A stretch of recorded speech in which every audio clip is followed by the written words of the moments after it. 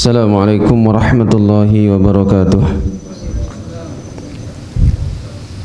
Innal hamdalillah nahmaduhu wa nasta'inuhu wa nastaghfiruh wa natubu ilaihi wa nastahdi wa na'udzu billahi min syururi anfusina wa min sayyiati a'malina. May yahdihillahu fala mudilla lahu wa may yudlil fala hadiya lahu. Asyhadu an la ilaha illallah wahdahu la syarika lahu wa asyhadu anna Muhammadan abduhu wa rasuluh. Allahumma salli ala nabiyyina Muhammadin wa ala alihi wa sahbihi wa man tabi'ahum bi ihsanin ila yaumiddin. Ya ayyuhalladzina amanu taqullaha haqqa tuqatih wa la tamutunna illa wa antum muslimun. Ya ayyuhan nasu taqu rabbakumul ladzi khalaqakum min nafsin wahidah وخلق منها زوجها وبث منهما رجالا كثيرا ونساء واتقوا الله الذي تساءلون به والأرحام إن الله كان عليكم رقيبا يا أيها الذين آمنوا اتقوا الله وقولوا قولا سديدا يصلح لكم أعمالكم ويغفر لكم ذنوبكم ومن يطع الله ورسوله فقد فاز فوزا عظيما أما بعد فإن أصدق الحديث كتاب الله وخير الهدي هدي محمد صلى الله عليه وآله وصحبه وسلم وشر الأمور محدثاتها فإن كل محدثة بدعة وكل بدعة ضلالة وكل ضلالة في النار. Ma'asyiral muslimin wal muslimat, hadirin wal hadirat rahimani wa rahimakumullah. Alhamdulillah, untuk kesekian kalinya marilah kita tidak lupa senantiasa bersyukur kepada Allah Subhanahu wa taala atas limpahan rahmat, taufik dan hidayah serta maunah dan juga nikmat-nikmatnya. Kembali Allah Subhanahu wa taala mempertemukan kita di kesempatan pagi hari ini 25 Ramadan 1444 Hijriah dalam keadaan kita masih diberi nikmat oleh Allah Subhanahu wa taala, nikmat Islam, nikmat iman, nikmat istiqamah di atas ketaatan kepada Allah, dan juga Allah Subhanahu wa taala senantiasa membimbing kita berada di atas jalan atau sunnah Nabi-Nya sallallahu alaihi wasallam. Mudah-mudahan Allah Subhanahu wa taala mewafatkan kita di atas Islam dan juga di atas as-sunnah. Amin ya rabbal alamin. Pagi hari ini kita lanjutkan materi kita seperti biasa, yaitu adawatus syaitan lil insan kama ja'at fil Quran, dengan sub pembahasan wiqayatul insan minasyaiton. Bagaimana kita membentengi diri dari setan. Pagi hari ini adalah pembahasan terakhir benteng kita dari setan, yakni benteng yang ke-8. Setelah kemarin kita membahas benteng yang ke-7, yaitu al-ibtiad an tariqis syaitan wa khutuwatih, yaitu menjauhi jalan setan dan langkah-langkahnya. Maka yang ke-8 ini adalah al-ibti'adu 'anil asbabil lati yatasallatu biha asyaitanu 'alal insan, menjauhi sebab-sebab yang dengannya setan menguasai manusia. Sebab-sebab setan menguasai manusia ini oleh muallif sudah dibahas di bab-bab sebelumnya, namun memang tidak kita sampaikan. Kita akan bacakan sebab-sebabnya secara ringkas, bahwa setan itu memiliki cara dan menempuh sebab agar mereka bisa menguasai manusia. Sebab yang pertama dan paling utama adalah al-kufru wasyirku, yaitu kekufuran dan kesyirikan.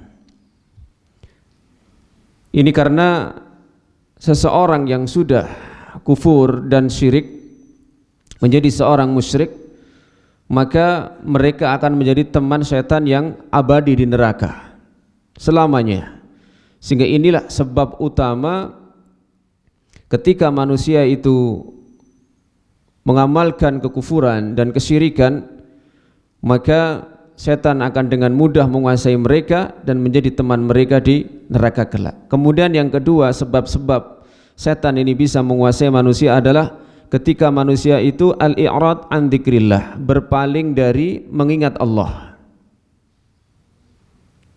Kemudian yang ketiga adalah al-isti'adah bihi wa bidurriyatihi.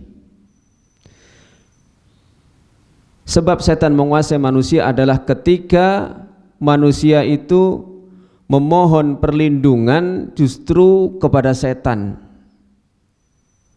Mereka tidak memohon perlindungan kepada Allah, tetapi justru memohon perlindungan kepada setan-setan itu, sehingga dengan mudah setan itu akan menguasai.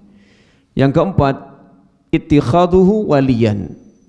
Manusia menjadikan setan itu sebagai wali, sebagai pembela, sehingga dengan mudah juga setan menguasai mereka. Yang kelima, ta'atuhu wattiba'u khutuwatihi, mentaati serta mengikuti langkah-langkah setan. Yang keenam adalah qaswatul qulub wa maraduha, kerasnya hati dan penyakitnya. Ketika hati keras, sulit menerima kebenaran dari Allah dan Rasulnya, serta hati itu sakit, maka dengan mudah setan itu akan menguasainya. Dan yang ketujuh adalah kasbus sayyi'at, ketika manusia mengamalkan keburukan-keburukan. Inilah 7 sebab yang disinggung dalam benteng yang ke-8 ini. Maka benteng kita yang ke-8 adalah menjauhi sebab-sebab semuanya itu. Kemudian beliau lebih lanjut menyampaikan, idza aradal insanu an yanjuwa minasyaiton, apabila manusia menginginkan selamat dari setan, wa hizbihi, dan kelompoknya dan tentaranya, fa alaihi an yabta'ida an jami'il asbab, wajib bagi dia untuk menjauhi semua sebab-sebab allati yatasallatuna alaihi min khilaliha, di mana mereka akan menguasainya dari sisi-sisinya. Fayabta'idu anil kufri wasyirki, maka yang pertama, sebagaimana sebab tadi yang kita sampaikan, manusia itu harus menjauhi kekufuran dan kesyirikan. Segala macam bentuk kekufuran, segala macam bentuk kesyirikan wajib bagi manusia, wajib bagi kita untuk menjauhinya agar tidak menjadi orang-orang yang dikuasai oleh setan. Wal i'rad an dinillah wa dzikrihi, dan jangan sampai berpaling dari agama Allah dan juga mengingatnya. Berpaling dari agama Allah ini bisa jadi secara bahasa sekarang parsial, tidak secara keseluruhan menjadi orang yang murtad, tetapi sudah tidak peduli terhadap agama Allah Subhanahu wa taala. Dia tidak mempelajarinya, tidak tafakuh, tidak memperdalamnya. Dan juga berpaling dari mengingatnya. Wa an yatajannabal ma'asi, dan wajib menjauhi segala macam bentuk maksiat, ma dhahara minha wa ma batan, baik maksiat yang zahir maupun yang batin. Maksiat yang zahir adalah maksiat-maksiat yang dilakukan oleh anggota badan kita, sementara maksiat yang batin adalah maksiat-maksiat yang ada di dalam hati kita. Ini yang nampak maupun yang tidak nampak. Fa inna hadhil asbab, karena sebab-sebab ini, tuqawwi haimanatahi minatasyaitan, menguatkan pengaruh setan alal insan, kepada manusia. Wa yakunu qawiyan amamahu, dan setan akan menjadi kuat di depannya. Wa idza ibta'ada an hadhil asya, namun jika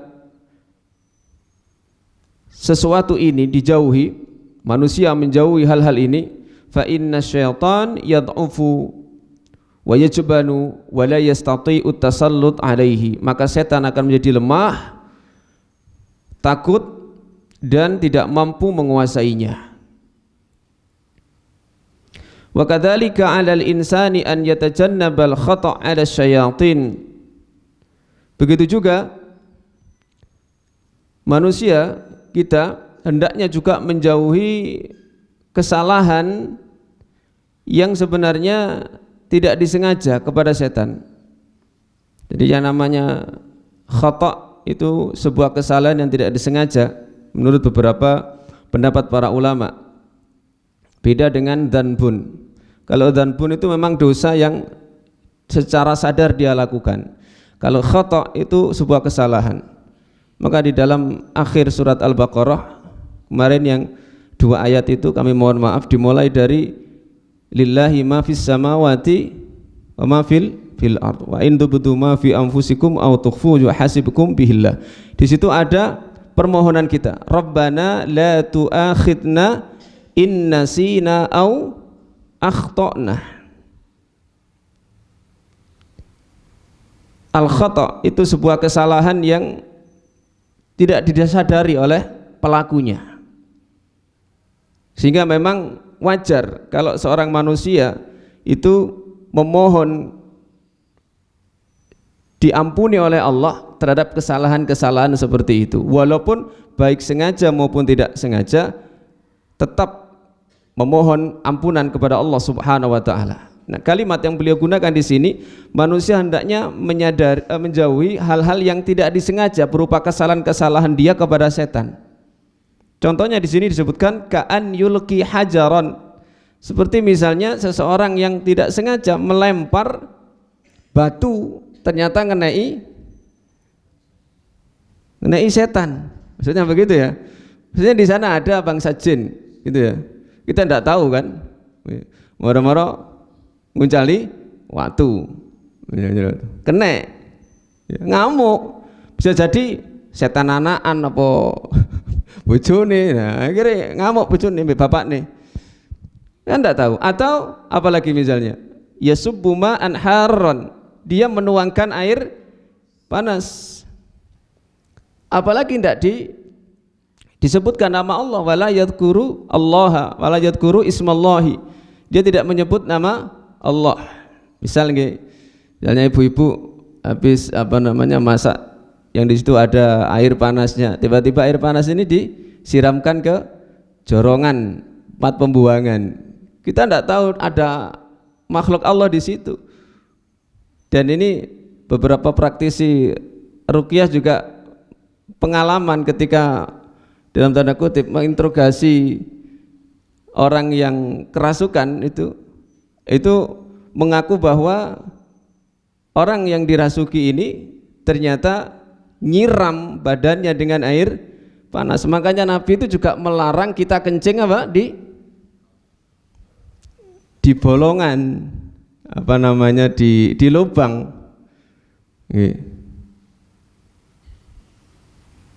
Di al-juhar itu lubang.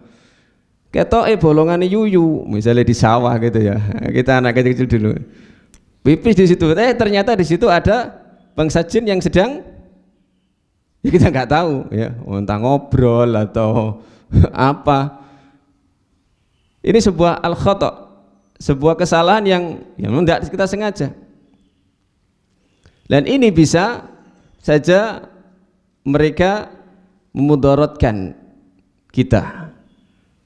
Tapi kalau kita sebut nama Allah misalnya seperti tadi membuang air panas ya dan sejenisnya ya, maka insya Allah Allah akan tetap melindungi. Fa inna hadza sababun lintiqamihim, karena menjadi sebab balas dendamnya mereka, minhu wa tulabbisuhum bihi, serta akan menjadikan manusia itu terkena gangguan. Ya. Jadi kadang hal-hal yang tidak sengaja seperti itu mereka tidak mau tahu. Saya mendapat cerita dari tetangga di Curah Malang di Jombang itu, namanya Cak Nur ya. Dia jualan bakso. Jualan bakso.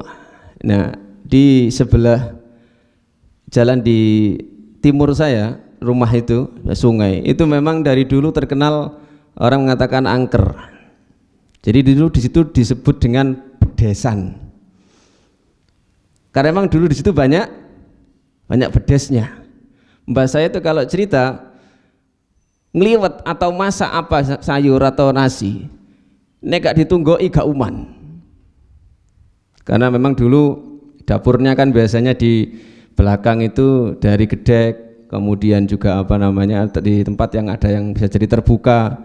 Itu kalau masak seperti itu, royokan ambek bedes. Ya. Kalau nggak ditunggoi ya gak uman. Ya. Guling kabeh. Nah, di situ dikenal angker. Sekarang sudah ndak ada ya. Nggak tahu konon dulu ceritanya kalau orang zaman dulu kan ada apa namanya, ada pimpinannya ya, bedesnya itu. Allahu a'lam.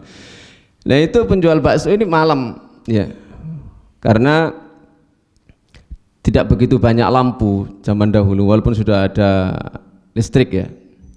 Itu beliau lewat jalan itu. Dulu masih disurung, kalau sekarang pakai becak di kayu ya, jual baksonya disurung.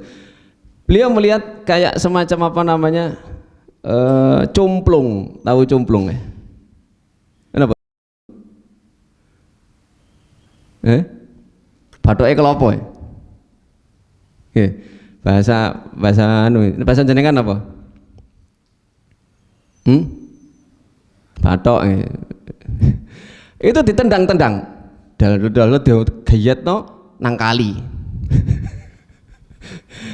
Malam dia itu mimpi setengah sadar gitu, ditekek apa namanya itu lehernya. Ndah sih anakku kok saduki ya. Jadi dia sampai seperti orang ketindihan gitu. Akhirnya terus cerita, oh paling itu anak ndasi anak genderuwo kok, nah bahasanya gitu ya, kok saduki itu. Dan sering juga malah tangga perempuan namanya yang manggil Yumusari itu, orangnya Masya Allah rajin sekali, perempuan sholat jamaah. Itu rumahnya dipisah dengan sungai dan tidak ada jembatan.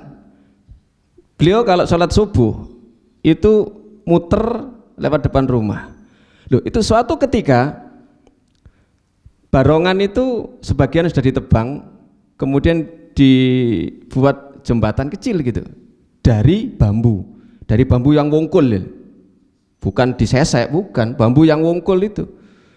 Nah, beliau kemudian sholat subuh itu lewat situ, ternyata di apa namanya, di pemandangan beliau itu ya nyampe di musola itu dan sholat bersama-sama dengan teman-teman perempuan beliau yang biasa sholat, tapi gak ono sing nyopo dungaren. Gak ono sing nyopo dungaren, ngomong kok meneng ae yo dungaren, terus lampune kok mendri musola iki gitu ya. Akhirnya apa, selesai beliau pulang terus ingat kalau sajadahnya ketinggalan. Ternyata Pak nyantol di barongan itu. Ternyata sajadahnya masih nyantol di barongan. Loh, aku membengi berarti sholat ambek berarti sholat nang ndi ya? Berarti sholat ndek kene aku. Artinya memang bangsa jin itu punya tempat-tempat yang tidak pernah kita prediksi di mana. Ya. Bisa jadi di kamar mandi kita, bisa jadi di pojokan dapur kita, atau pas mereka berada di lubang-lubang yang kalau kita berbuat kesalahan mereka bisa balas dendam. Ya. Wabil jumlah, kesimpulannya, fakullu sababin yumkinu lisyaitan, setiap sebab yang memungkinkan bagi setan, an yadkhula ma'ahu, masuk bersamanya, ilal insan, masuk bersama sebab tadi ya, ilal insan kepada manusia, fa'alaihi an yatajannabahu, wajib bagi manusia itu untuk menjauhinya, wa yuhadziru minhu, dan berhati-hati. Qala ta'ala, Allah Ta'ala berfirman surat Fatir ayat yang ke-6, inna syaitana lakum aduun, sesungguhnya setan itu musuh bagi kalian, fattakhiduhu aduwah, maka jadikan dia sebagai musuh. Innama yad'u hizbahu liyakunu min ashabis sa'ir, sesungguhnya setan itu menyeru kelompoknya termasuk dari kalangan manusia yang sudah bisa dikuasai atau mengikuti langkah-langkahnya, liyakunu, agar mereka bersama-sama min ashabis sa'ir, menjadi penghuni neraka sa'ir. Maka seluruh sebab-sebab yang menjadikan setan itu mampu menguasainya, wajib bagi kita untuk menjauhi sebab-sebab tersebut. Al-Khatimah, penutup dari wiqayatul insan minasyaitan, dari benteng kita terhadap setan. Beliau menyatakan dari kesimpulannya, termasuk keseluruhan dari pembahasan yang ada di kitab ini, alhamdulillahilladzi bi ni'matihi tatimmus shalihat. Beliau memberikan muqaddimah, segala puji bagi Allah yang dengan nikmatnya sempurnalah kebaikan-kebaikan. Wassalatu wassalamu ala man adda afdalar risalat wa ala alihi wa sahbihi wa man tabi'ahum bi ihsanin ilal qiyami li rabbil makhluqat. Salawat dan salam kepada orang yang telah menunaikan sebaik-baik risalah, yaitu Rasulullah sallallahu alaihi wasallam, juga kepada keluarga dan para sahabatnya dan orang-orang yang mengikuti mereka dengan baik sampai mereka berada di hadapan Rabb makhluknya, yaitu Allah Subhanahu wa taala. Wa ba'd, selanjutnya, famin khilali hadzal bahsi al-mutawadhi tawassalat ila an-nata'ij al-atiyah. Dari sisi-sisi pembahasan sebelumnya ini yang ringkas, maka ada beberapa an-nata'ij, natijah, kesimpulan di bawah ini. Yang pertama, anna lillahi al-hikmatal balighah fi khalqis syaitan wa ibqaihi ila akhiriz zaman. Sesungguhnya bahwasanya Allah memiliki hikmah yang sangat dalam ketika menciptakan setan dan menjadikan setan ini kekal sampai akhir zaman. Allah Subhanahu wa taala ketika diberi permohonan oleh iblis, salah satu dari bangsa jin yang dengan seluruh keturunannya, agar diberi tangguh sampai nanti hari kiamat, maka Allah turuti. Dan ini pasti Allah memiliki hikmah yang sangat dalam. Kenapa musuh manusia ini dijadikan kekal oleh Allah Subhanahu wa taala. Kemudian yang kedua, anna turuqas syaitan fi idlalil insan katsirah, bahwa cara-cara setan menyesatkan manusia itu sangat banyak. Katsiratun jiddan wa tahta kulli tariqin turukun syatta. Dan di bawah setiap cara itu ada cara yang berbeda-beda. Jadi ketika menempuh sebuah cara ini tidak berhasil, maka di situ ada alternatif cara. Cara utamanya ini. Kalau tidak mampu, di situ ada pilihan, ada alternatif, pakai cara ini, cara itu, dan seterusnya sampai berhasil. Yang ketiga, istimraru adawatihi lil insan madamat ruhuhu fi jasadihi. Keberlangsungan permusuhan setan terhadap manusia adalah madamat ruhuhu fi jasadi, adalah selama ruh manusia itu masih melekat pada jasadnya.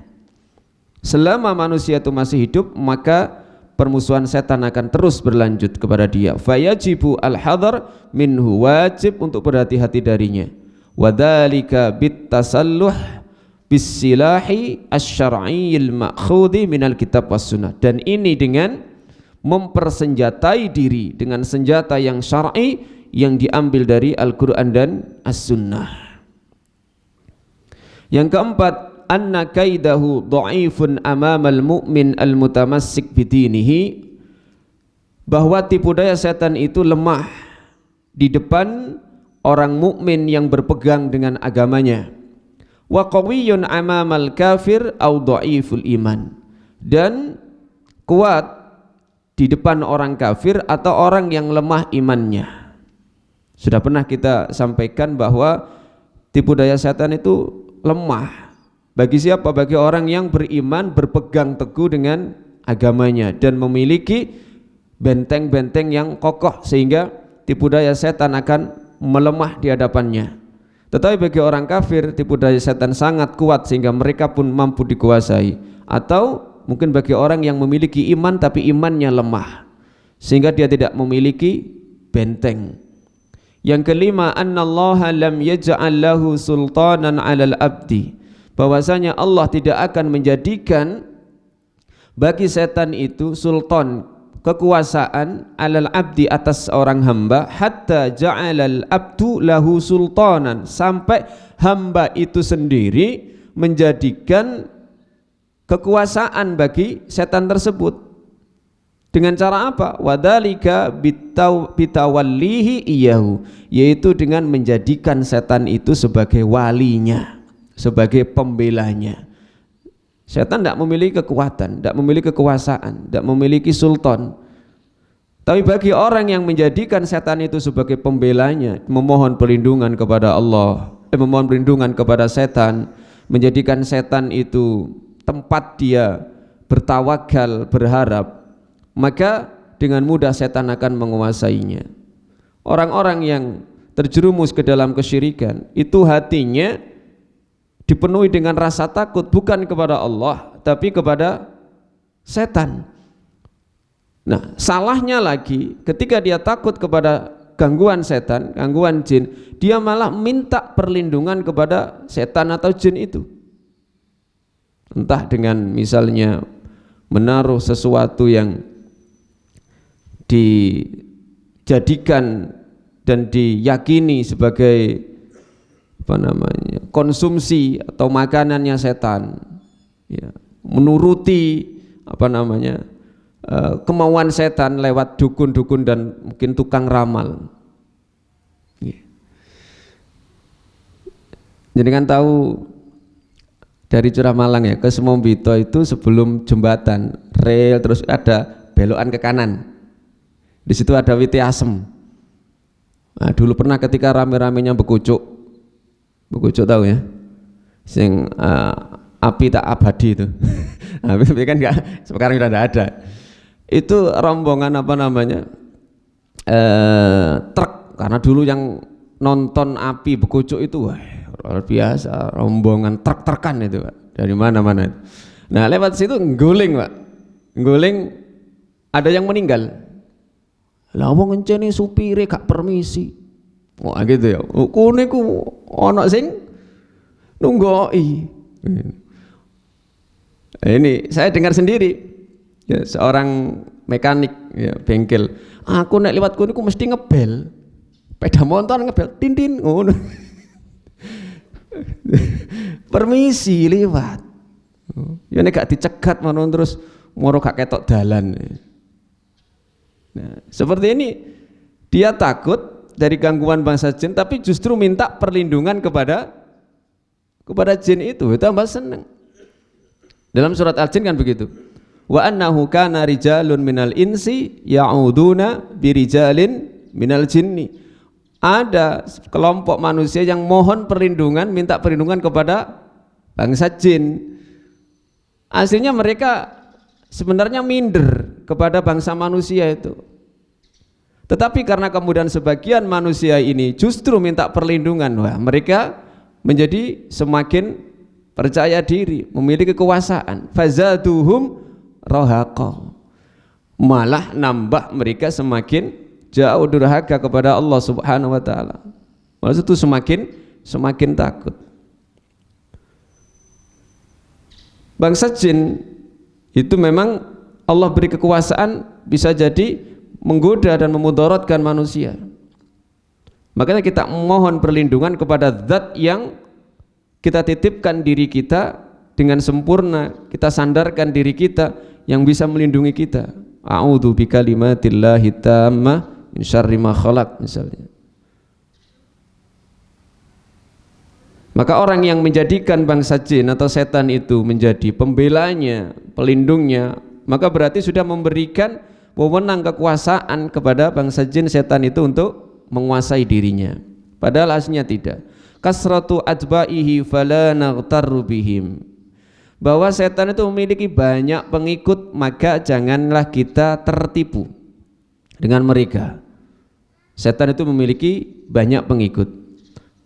Kemudian yang terakhir, wa as'alullaha ta'ala an yataqabbala hadzal amal wa an yaj'alahu khalisan liwajhihi. Saya mohon kepada Allah agar menerima amalan ini dan menjadikannya ikhlas untuk wajahnya, wa an yanfa'a bihil muslimin, dan bermanfaat bagi kaum muslimin, wa an yu'idhana min nazaghatis syayatin innahu sami'un alim. Kemudian bila memohon perlindungan, mudah-mudahan Allah melindungi kita dari segala macam tipu daya dan godaan setan. Sesungguhnya Ia Maha mendengar lagi Maha mengetahui. Wa akhiru da'wana anil hamdulillahi rabbil alamin. Dan beliau mengakhiri dengan kalimat tahmid, segala puji hanya milik Allah Rabbul alamin, yaitu Rabb pemilik alam semesta. Dan beliau juga bersolawat kepada Nabi Muhammad sallallahu alaihi wasallam dan juga seluruh sahabat. Baik, ini yang dapat kami sampaikan dari materi kami mulai awal sampai akhir. Ada yang masih ingat benteng apa saja yang ke-8 itu? Yang 8 itu. Satu napa? Ikhlas dan mutaba'ah. Yang kedua, iman dan enten gandengan ya, tawakal. Yang ketiga, takwa dan istighfar. Yang keempat, zikrullah. Yang kelima, qiraatul Quran, tilawatul Quran. Yang keenam,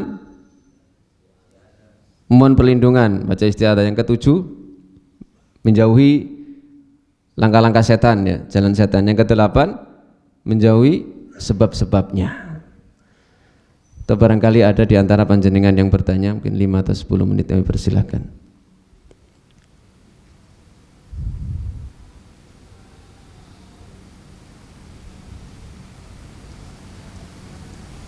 Baik, kalau tidak ada kita cukupkan sekian. Mudah-mudahan menjadi ilmu yang bermanfaat. Apabila ternyata masih ada jadwal lagi, ini buku ini wis entek, kita akan bahas bagian dari atau gini, masih ada, saya akan bacakan ringkasannya saja ya. Ini jalan-jalan setan menyesatkan manusia. Beliau sebutkan ada 17 ya, ada 17. Satu, was-was, memberikan was-was kepada manusia. Ini cara untuk menyesatkan. Yang kedua, menjadikan manusia itu lupa. Yang ketiga, setan memberikan janji dan angan-angan. Yang keempat, setan memberikan ancaman dan rasa takut. Yang kelima, setan akan menampakkan indah kemaksiatan. Yang keenam, setan akan memalingkan dari jalan Allah. Yang ketujuh, setan akan memerintahkan maksiat. Yang kedelapan, setan akan menempuh fase-fase untuk menyesatkan. Yang kesembilan, al-massu, tadi merasuki. Yang ke-10, lewat khamr dan judi. Yang ke-11, yaitu metode setan menyesatkan manusia, adalah an-nazghu bainal mu'minin, menjadikan perpecahan di antara kaum yang beriman. Yang ke-12, lewat ketergelinciran. Yang ke-13, at-talbis. At-talbis ini membolak-balikkan antara yang hak dan yang batil, di mana yang hak ditampakkan batil, yang batil ditampakkan hak. Kemudian yang ke-14, setan menyesatkan manusia dengan cara meminta bantuan dari bangsa manusia sendiri. Jadi manusia menyesatkan manusia, karena manusia yang menyesatkan manusia itu dimintai tolong oleh setan. Yang ke-15, setan mengajari tukang sihir dan dukun. Adanya dukun-dukun dan tukang sihir ini menjadi pion bagi setan untuk menggiring manusia yang mendatangi mereka, percaya kepada mereka, menjadi orang-orang yang tersesat. Yang ke-16 adalah al-istifzaz bisaut, yaitu dengan adanya lewat alunan-alunan suara, termasuk musik. Ini juga salah satunya, sehingga menjauhkan dan menyesatkan manusia. Yang ke-17 al-musyarakah fil amwal wal aulad. Mereka akan berserikat dalam harta dan anak-anak manusia. Kemudian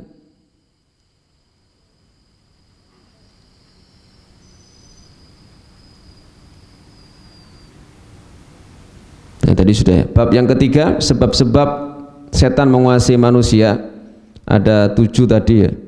Kekufuran dan kesyirikan, berpaling dari mengingat Allah, memohon perlindungan kepada setan dan anak keturunannya, menjadikan setan sebagai wali, mentaati setan dan mengikuti langkah-langkahnya, kerasnya hati dan sakitnya, keras dan sakitnya hati, dan juga melakukan keburukan-keburukan.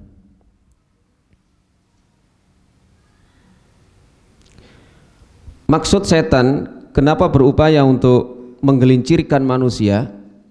Ini yang pertama adalah dukhuluhum an-naro, supaya manusia masuk ke neraka bersama-sama mereka. Kemudian yang kedua adalah menjadikan mukmin itu bersedih. Menjadikan mukmin itu bersedih dengan tanpa sebab yang tidak dibenarkan. Mukmin yang bersedih ya, ketika mengingat dosa kemudian memperbaiki dirinya, maka tidak masalah dan itu baik. Tapi mukmin yang bersedih kemudian dia tidak berbuat dalam kesedihannya, sehingga dia terus dirundung kesedihan sampai ibadah pun terganggu, maka inilah diantara maksud setan itu. Kemudian yang ketiga adalah maksud setan menggelincirkan manusia adalah untuk menimpakan permusuhan dan kebencian sesama orang-orang yang beriman. Dan yang keempat adalah memalingkan manusia dari mengingat Allah Subhanahu wa taala dan juga memalingkan manusia dari salat. Ini beberapa bab yang belum sempat kita baca. Jika ada kesempatan lagi, insyaallah di antara hal-hal tersebut kita akan bahas secara ringkas. Demikian kita tutup dengan doa kafaratul majlis. Subhanakallahumma wa bihamdika asyhadu an la ilaha illa anta astaghfiruka wa atubu ilaik. Assalamualaikum warahmatullahi wabarakatuh.